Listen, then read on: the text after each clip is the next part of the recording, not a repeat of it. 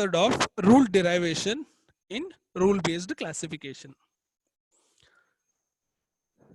This indirect way of deriving the rule is nothing but we will make use of any of the rule-based classification techniques that is available, and from that we will be deriving the rules. That is, we have actually studied a decision tree at the beginning of this particular module, right? So here we make use of decision tree to derive the rules. There's also one more technique, that is neural networks, which is not covered in this particular module. So we'll see how to derive rules from the decision tree. So this comes under indirect method of rule derivation. So before we start deriving the rules, there are certain properties that you need to understand, which makes easier to derive the rules. First one is, in the decision tree, every path from the root to the leaf node will be considered as one particular rule. Say consider, for example, this is the decision tree that we are having. Here this will be the root node, and we have 3 leaf nodes here. We know that in a decision tree, always the leaf nodes will be the class labels, and each node will be the attribute value pair, or we call it as test conditions, correct? So the first thing that you need to know is every path from the root to the class label will be considered as one particular rule. Next, test conditions along the path becomes the conjuncts. That is, these test conditions will be put under the left side part of the implication symbol, that is nothing but rule antecedent. Next, leaf nodes becomes class label. So here these leaf nodes becomes the class label or the rule consequent, which is nothing but this leaf nodes will be represented to the right side of the implication symbol. So how many, for a particular decision tree, how many rules can be generated? So that depends upon the number of class labels that you are having. So here, since we have 3 class label, I can tell that for this particular decision tree, I can have 3 rules being derived. So the number of rules derived will depend upon the number of leaf nodes that we are having. So with these properties keeping in mind, now it will be easier for us to derive the rules. So let us consider one example and see how the rules are derived. So let this be the decision tree that we have constructed for the particular training set that is given. Now what we are going to do is, we'll start deriving the rules, keeping those properties which we have learned. As I told, each path from the root to the leaf will be one rule, and number of rules depends upon the number of leaf nodes that we have, which means for this particular decision tree, I have 5 leaf nodes. So I will have 5 rules in my rule set. Let's see one by one which are the rules that we will be having. So first I'll start with P. I'll go to the left side of it, which is when P is equals to no, I'll come to Q, right? And what happens when Q is no or when Q is yes? So when Q is no, I'll classify that particular record to be as a negative class. So that is how you would write the rule. So first conjunct will be P is equals to no and Q is equals to no, class label is minus. So you know the structure of the rule with respect to rule based classification, right? So if part is the antecedent and then part will be the consequent. So if P is equals to no and Q is equals to no, you will have the class to be labeled or class designated as minus or negative class. So that is your rule 1. When P is no and Q is no, you will have negative class. Similarly, consider the next rule. So again, I'll move to the left. So P is equals to no. Now Q is no is done. So Q is equals to yes, I will take. So if P is equals to no, Q is equals to yes, it will be positive class. So that will be rule 2. Now I'll move to the right side of the root node, which says P is equals to yes. I'll go to R, and when R is no, it is positive class. So this is another rule. Let it be rule 3. So which says when P is equals to yes and R is equals to no, I will have the class to be designated or the record to be designated as a positive class.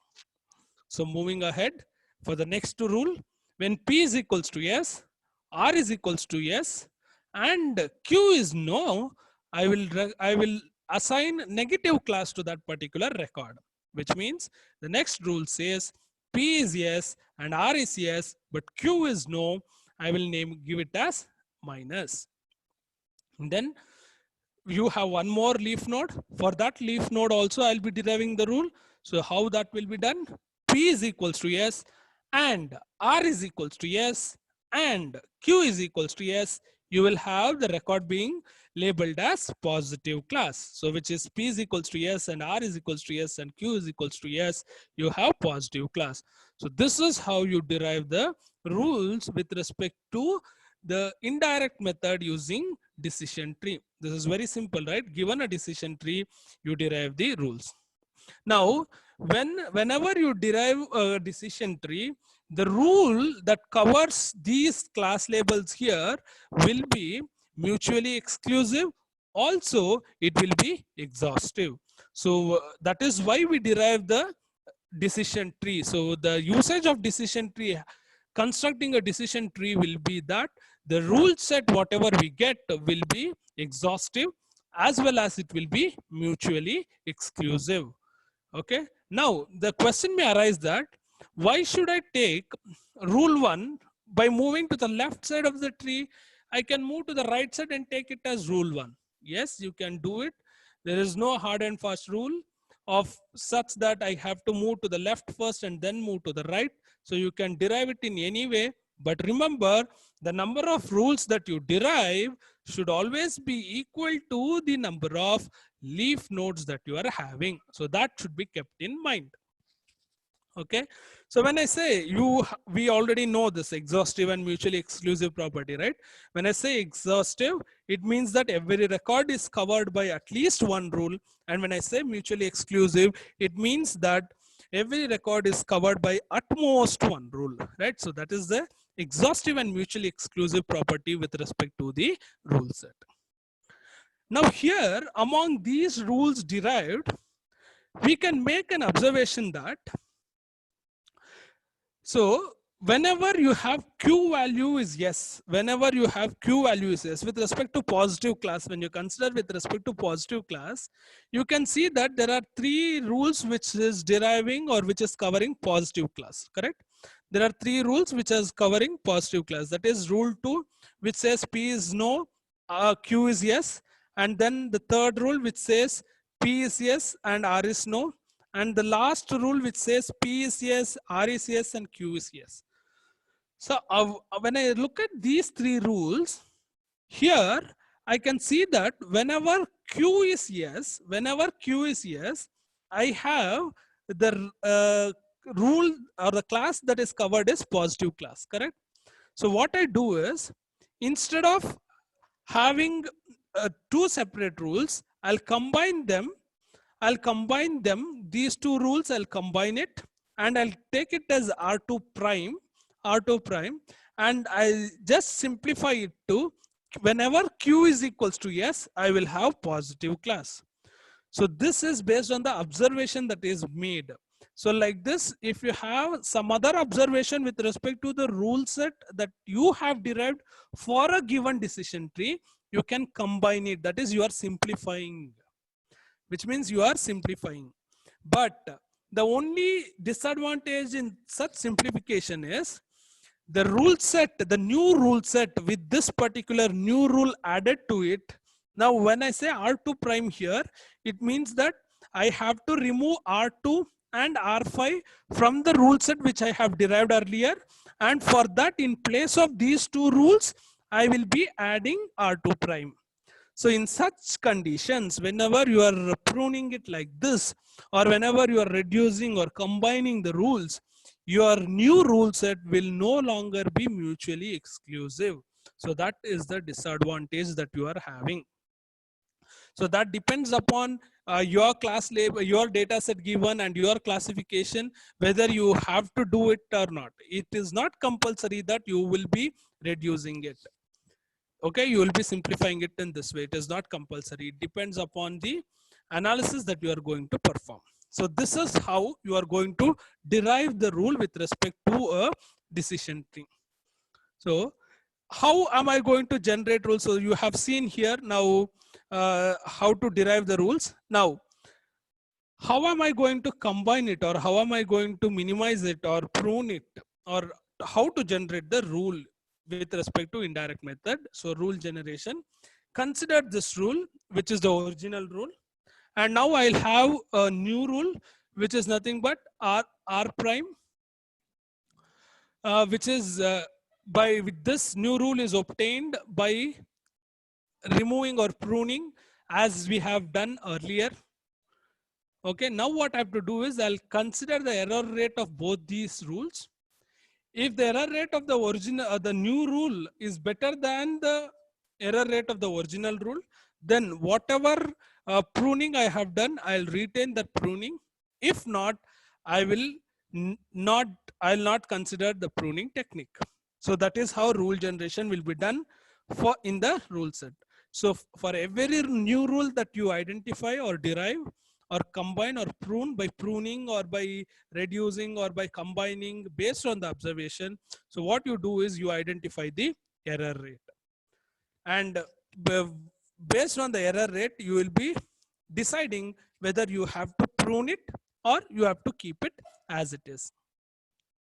Also, one more thing that you need to keep in mind while pruning or rule generation is, after pruning, the new rule that you get sometimes might be similar to any one of the rules that is already existing in the rule set.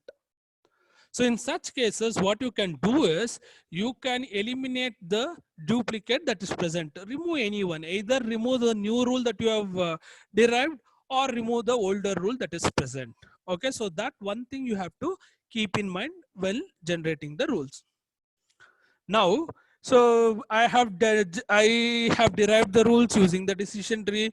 I have applied all the rule generation technique.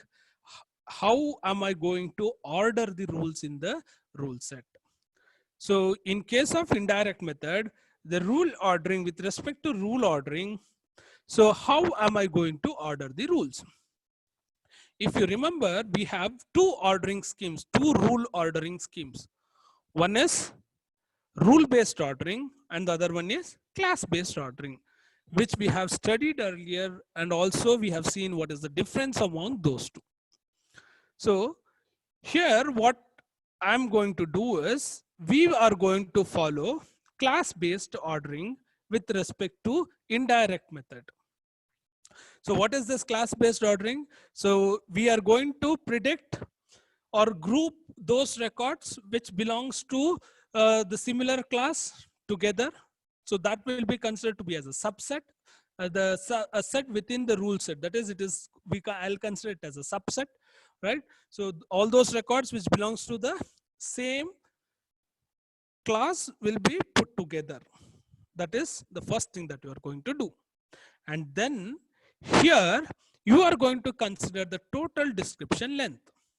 You will calculate total description length for each subset within the rule set, and then you are going to arrange them in the increasing order of the total description length. So this is how your rule ordering is performed. First, we are going to apply which one? Class-based ordering. So in class-based ordering, we have already studied that rules that predict the same class will be grouped together. And then, so among which is the order that we need to follow? Here I'm going to consider total description length. When we had taken this concept earlier, we had considered accuracy or the coverage. Now, so here, what I'm going to take, I'm going to take the total description length. For each subset, I will compute the total description length, and then I'm going to arrange them in the increasing order. That is the subset which is having least or the less total description length will be put first, and then so on. So this is how we are going to derive the rules and grow the rule set with respect to indirect method. Now let us consider the characteristics of rule-based classifiers. So what characteristics that the rule-based classifier possess with respect to the decision tree or the sequential coverage and so on. So first one is the expressiveness of rule set is almost equivalent to the decision tree. It produces a descriptive model which are easier to interpret. Class-based ordering approach is well suited for handling data sets with imbalanced class distributions. So these are the few characteristics of the rule-based classifiers. Thank you, students. If you have any doubts or queries or for feedback, you can write back to me. Thank you.